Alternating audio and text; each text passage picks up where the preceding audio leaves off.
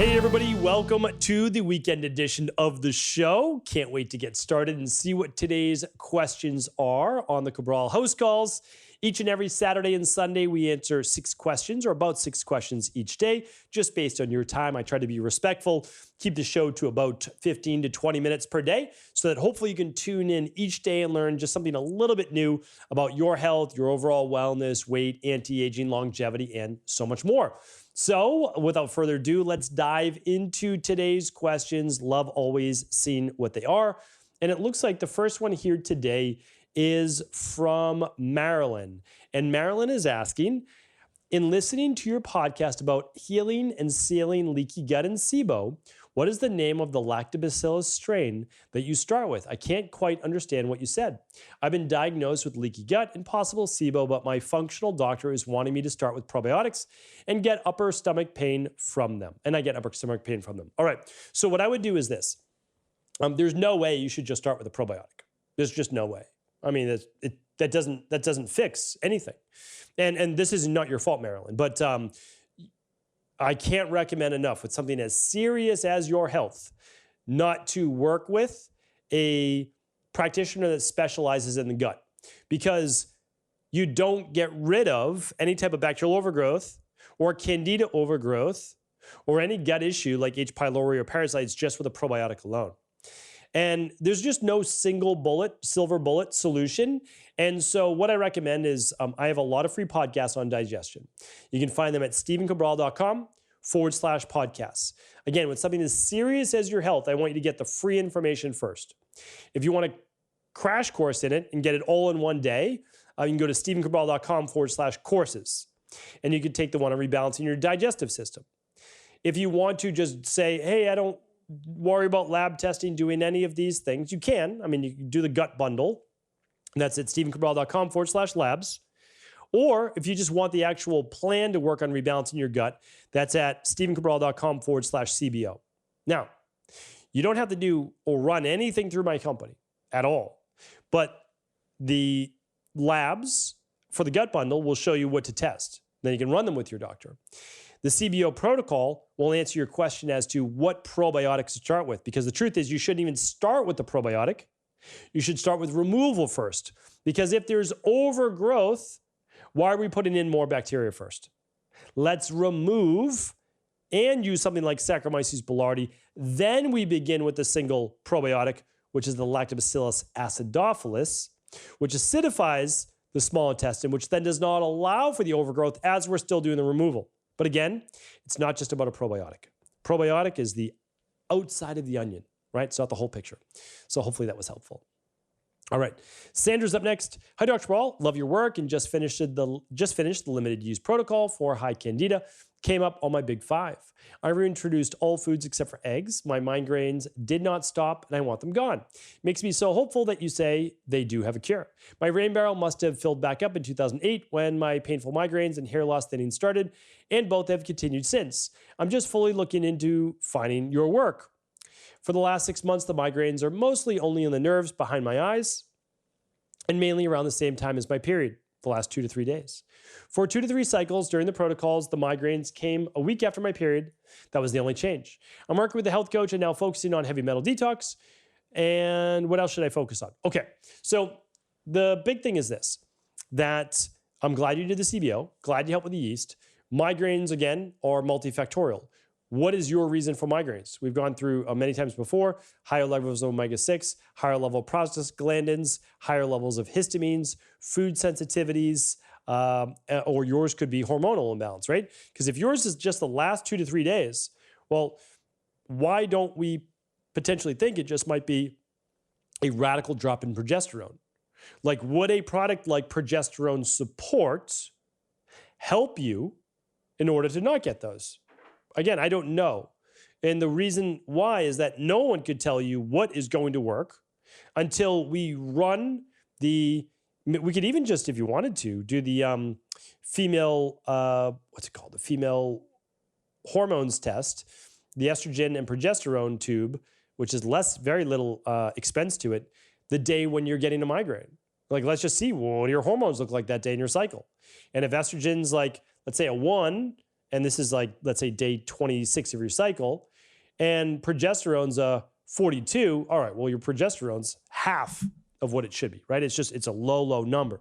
So that is the way that we figure it out. Or again, if it seems like you only get them very specific during a very specific time of your cycle. And that's why I feel like it's hormonal. Especially, I probably believe it's estrogen balance. I would definitely do the 21-day functional medicine detox if you haven't yet, simply because that helps to get the estrogen out of the body. You might want to use a product called estrogen balance as well, and up your cruciferous vegetables like your broccoli and cauliflower and bok choy and Brussels and those types of things that help to remove excess estrogen. So that's where I would start. And again, oftentimes I lean towards foods or histamines or things like that for migraines. But since yours is only during the same exact time at the end of your cycle, it's probably hormonal. And that's what I would focus on. All right, Emily. And by the way, I have to give you my medical disclaimer. On the podcast, I'm not here to provide any medical advice, medical treatment plans, medical cures, or what's the other one? Medical advice, medical cures, medical treatment plans, or medical diagnosis. There we go. All right. All the disclaimers have been given. Emily's up next. Hi, Dr. Ball, or hi, Dr. Stephen. I really appreciate your guidance and advice. My just turned 8-year-old son has been critically ill many times. He has brittle asthma, severe mucus, highly allergic to many things, and anaphylactic to antibiotics. Had a healthy pregnancy. He was born just after his due date, all natural birth, breastfed over 12 months. Siblings have no allergies or lung issues. Currently undergoing allergy injections for grass and dust mites and molds and tree pollen. We are 18 months into the treatment, which is set to continue for 3 years. So far, no noticeable improvements. We have a farm in the southeast of South Australia. He enjoys being active outside, searching for advice. Okay, so really important, especially when you live on a farm, that he did not pick up something that's affecting his immune system, such as parasites. Very, very likely living on a farm and being a child to pick up a parasite. So my highest recommendation is the bacteria and parasite stool test. Highest recommendation. And then after that, I would run the Candida metabolic and vitamins test because there's a potential he has high levels of mold. Potential. Now, why his immune system and not one of your other children's? It's one of life's great mysteries, right?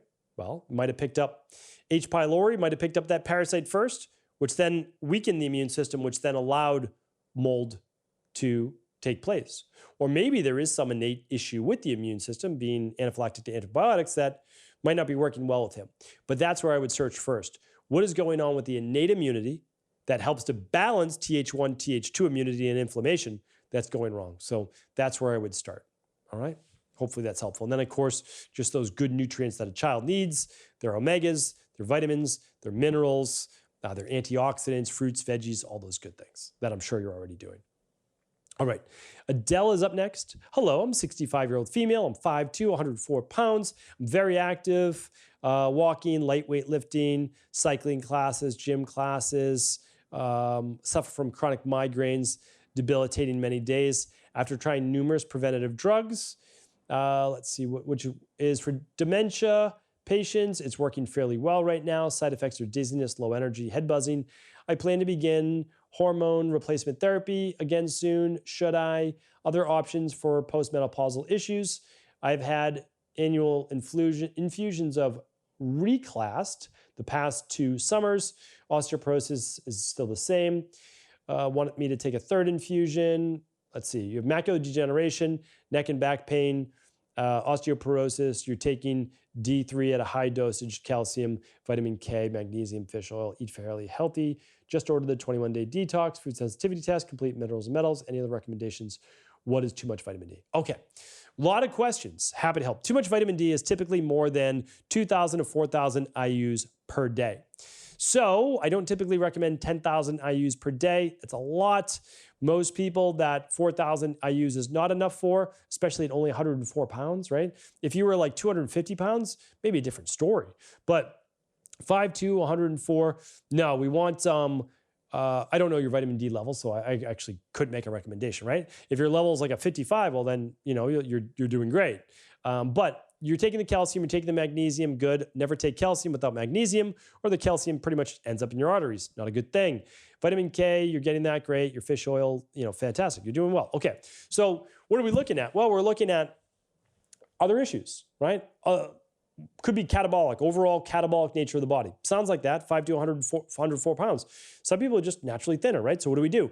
Well, we need some strength training. You're using 3 to 5 pound weights. That's not going to be enough in order to be able to signal to the bones to rebuild, stay strong, keep muscle mass on. So I definitely recommend that. Now, of course, do it safely. I'm not telling you to quadruple your weight right away, but I'm saying do it safely. But I want you to keep those bones and muscles strong. Okay, make sure you get enough protein per day.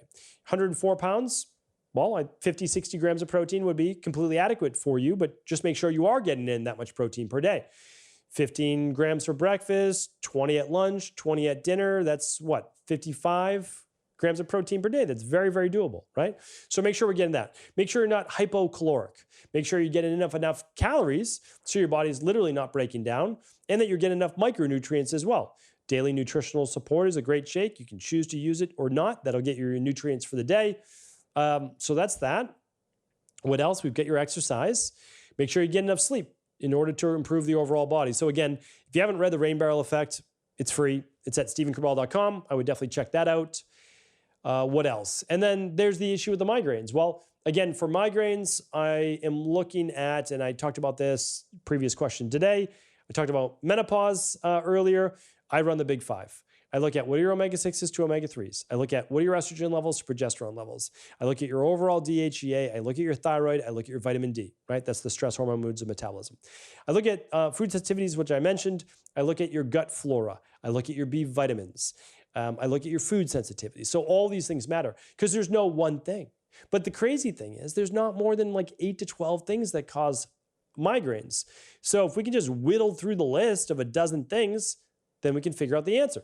Now, it might be the 12th thing that we have to go through, but we can still figure it out. And the nice thing is that that is how you help people, right? Process of elimination. Hopefully you get it on the first try because you're working on 2, 3 things at the same time, right? And usually, majority of the time, but if not, you continue working the list.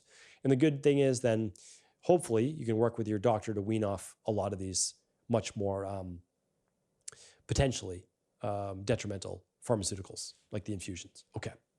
Let's see. Let's get another question today. This one's from Alicia. Dr. Cabral, I need your wisdom again. I started checking my blood sugar and noticed it was always high. My glucose level first thing in the morning is always above 100. It's 105 to 115. I can't get it below 100, no matter how long I go without food. After eating, it's 130 to 180, depending on what I ate. I listened to your older podcast and applied all 3 things you talked about. I eat 3 meals per day, 3 to 4 hours apart. I tried fasted jogging in the morning, and I typically do intermittent fasting.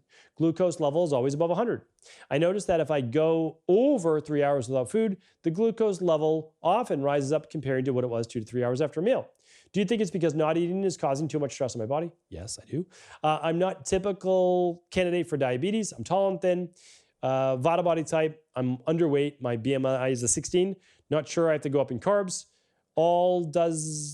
Also, does all that mean I'm insulin resistant or that I don't produce enough insulin?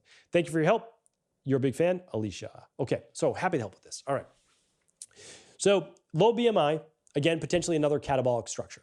Okay, so are you getting enough protein at each meal? I don't know. Blood sugar's going 130 to 180 after a meal. Let's make sure you're getting enough protein and fiber at a meal. I have a whole podcast on that, literally. So all the questions today could be, again, get other perspective as well. stephencabral.com/podcasts. Type in migraines. I've got lots of shows on migraines. They're all free. I've got lots of shows on high glucose. Those are free as well. And so what I want to do is, personally, Alicia, for you, I don't recommend it to everybody, go to stephencabral.com/resources. I would invest for a month, maybe 2 months maximum for a continuous glucose monitor. Figure out what is it that's going on. What are the biggest spikes? Experiment with different meals. But yes, there's something more than that because you're already doing a great job. And yes, if you go too long without eating, most likely you get that spike. I do believe that this could absolutely be an adrenal issue. So keep in mind, I had this issue. I was basically the same size I am right now. I'm not a candidate for type 2 diabetes either, yet I had it. My blood sugar was a result of my adrenals being overly stressed and then crashed and not being able to regulate. So if there's only one lab you run, Alicia, it's the stress, mood, and metabolism. Like hands down, it's going to tell you your cortisol throughout the day, estrogen, progesterone, DHEA, testosterone. Yes, yes, good. We'll look at that. Look for PCOS, other things like that. Again, non-diagnostic. We'll look at your thyroid, very important for glucose. We'll look at your vitamin D, very important for glucose. And we'll look at your insulin, and we'll look at your hemoglobin A1C. So that's the lab I would run, and then we customize a plan for you. For sure, we need more calories in your body, like no doubt about it. And very well could be a stress factor as to what, like, because again, doesn't make sense, right? But cortisol is a glucocorticoid, okay? So that means when you get overly stressed and produce too much cortisol, if your body says, hey, we feel we need more energy, it's going to bring more sugar into your bloodstream. All right, so let's start there. All right, we're going to keep it at that for today, and then I'll be answering more questions tomorrow. So come on back. Look forward to sharing those Q&As tomorrow. Thanks, everybody. Have a great rest of the weekend.